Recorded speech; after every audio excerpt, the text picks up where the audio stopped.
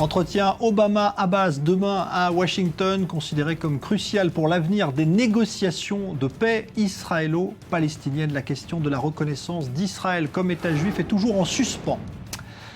La Crimée aurait voté largement en faveur de son rattachement à la Russie, selon les premières indications du référendum qui a eu lieu aujourd'hui. 93% de oui. Et puis toujours aucune trace de l'avion de la Malaysian Airlines qui a disparu depuis maintenant 8 jours entre Kuala Lumpur et Pékin. Les autorités ont perquisitionné aujourd'hui les domiciles des 2 pilotes de l'appareil. Aucun élément pour l'instant.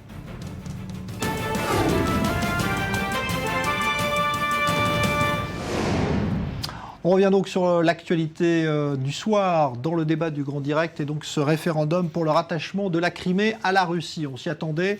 Le chiffre ne fait que confirmer donc que cette région devrait retrouver la mère patrie, la mère Russie. 93% de oui selon des sondages sortis des urnes pour ce référendum qui est évidemment rejeté par la plupart des pays occidentaux. Avec nous dans ce studio, Denis Charbit, bonsoir. Bonsoir. Vous êtes professeur de sciences politiques à l'Université ouverte d'Israël. Et puis on sera en ligne également depuis Jérusalem avec le professeur Eliezer Chargorodsky, qui est professeur d'histoire et de sciences politiques, spécialiste de l'Ukraine. Bonsoir à vous. Bonsoir. Un premier commentaire d'ailleurs, Eliezer Chargorodsky, sur ce résultat qui n'est pas une surprise. Est-ce que pour vous, c'est quoi? C'est une mascarade, ce référendum? C'est la manifestation de la politique de l'intimidation que la Russie mène tant à l'intérieur qu'à ses frontières, qu'à l'extérieur, et qui donne ses fruits dans ce vote. Denis Charbit, vous trouvez que finalement, si les habitants de Crimée veulent revenir en Russie parce qu'ils étaient russes il y a quelques années, est-ce qu'on doit les en empêcher ?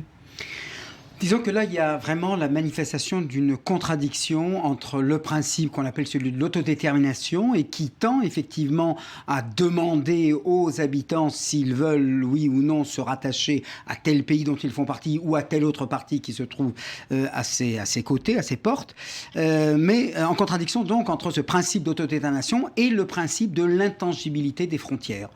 Et c'est-à-dire qu'en droit international, il y a des frontières qui sont fixées et quelles que soient les raisons par lesquelles ils ont été fixés, même s'il s'avère en effet que c'est Nikita Khrouchtchev qui en 1954, par un geste de générosité, a rétrocédé la Crimée pour qu'elle fasse partie de l'Ukraine, eh bien il faut respecter ces codes-là et essayer de trouver un arrangement entre les deux, mais certainement pas de la manière dont ça a été fait, sur forme un peu de diktat, même si effectivement il s'avère que le référendum obtient un raz-de-marée, mais il y a ici quelque chose de très déstabilisant pour le système international, parce que demain, toute population dans laquelle il y a une minorité demandera par voie de référendum à faire partie d'un pays voisin, et vous imaginez le chaos et l'anarchie que cela peut entraîner.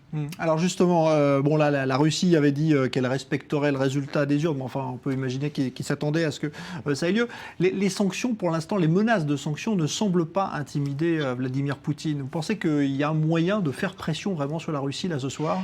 C'est certainement très délicat, c'est certainement plus compliqué, ça demande du temps.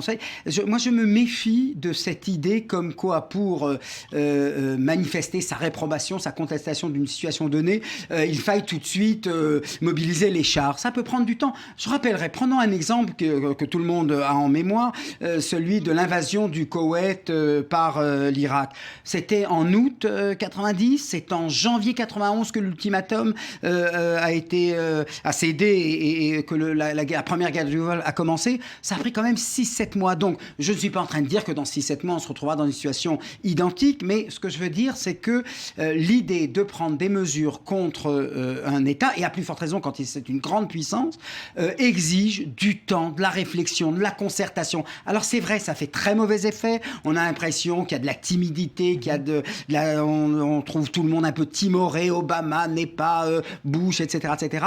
Et en même temps, il il faut pas penser, et c'est là qu'il faut se méfier du journaliste, si je puis dire, il faut pas penser que le dernier jour est l'ultime. Il y a encore du temps pour prendre des mesures graves, on peut encore prendre des semaines, et je ne suis pas sûr que cela entraînera aussitôt Poutine à prendre d'autres mesures pour empêcher ces sanctions-là de s'exercer contre lui. Alors il y a une autre crainte également que manifestent les Ukrainiens, c'est de se dire, bon là maintenant Poutine a la Crimée, est-ce qu'il ne va pas aller chercher maintenant l'Est de l'Ukraine, Donetsk notamment, qui est la grande ville universitaire et minière du pays, qui est pro-russe également. Est-ce que vous pensez que la Russie va étendre son appétit sur l'Ukraine ?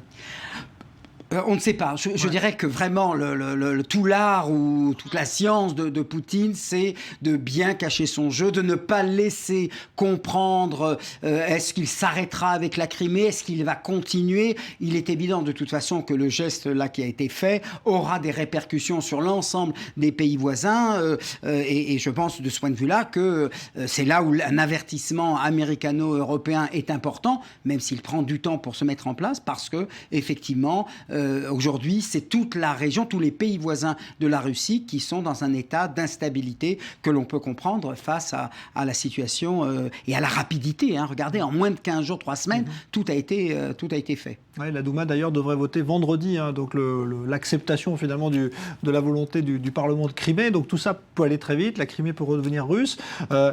Est-ce que vous pensez qu'on est en train d'assister à un retour, comme le craignent certains, de l'Union soviétique? C'est-à-dire, est-ce que la Russie aujourd'hui refait parler son empire? C'est clair, c'était l'ambition de Poutine, il ne l'a jamais beaucoup caché, les circonstances lui ont été favorables, c'est ça qui est absolument terrifiant. Regardez, un mouvement d'insurrection populaire pour renforcer les liens entre l'Ukraine et l'Europe, tourne à l'avantage de Poutine qui, à la faveur de cette révolte, arrive à se saisir de la Crimée en tirant parti effectivement de la majorité russe qui s'y trouve.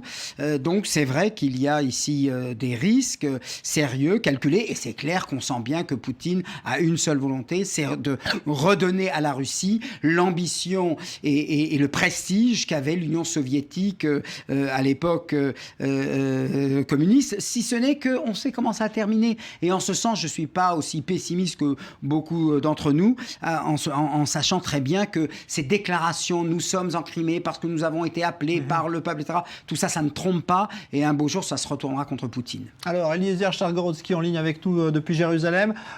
Professeur, est-ce que vous pensez, vous aussi, que l'Ukraine, aujourd'hui, peut se sentir menacée par Poutine au-delà de la Crimée, finalement?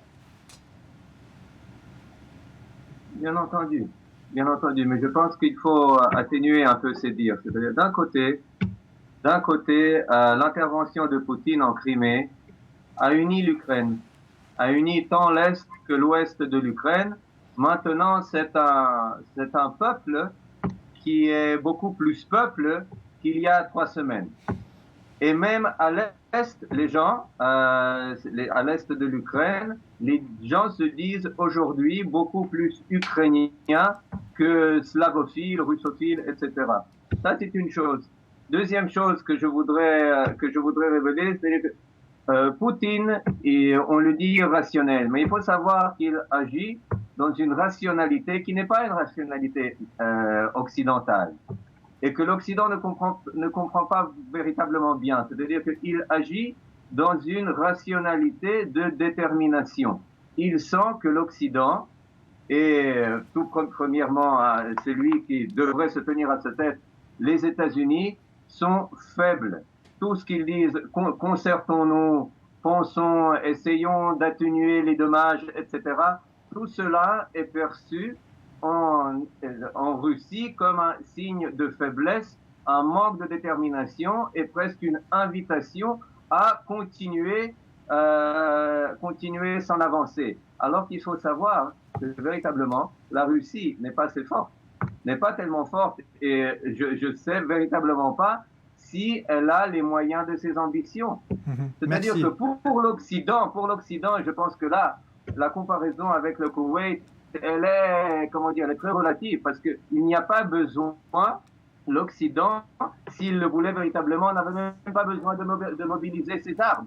Il suffirait qu'il prenne position économique et qu'il fasse capoter l'économie. Merci professeur Chargorodsky, donc en direct de Jérusalem. Merci Denis Charbit également d'avoir été là pour cet éclairage sur la Crimée. On va y revenir dans un instant. Entretien exclusif avec Alain Finkielkraut, le philosophe français, entretien enregistré à Paris il y a tout juste quelques jours. Restez avec nous, le Grand Direct continue.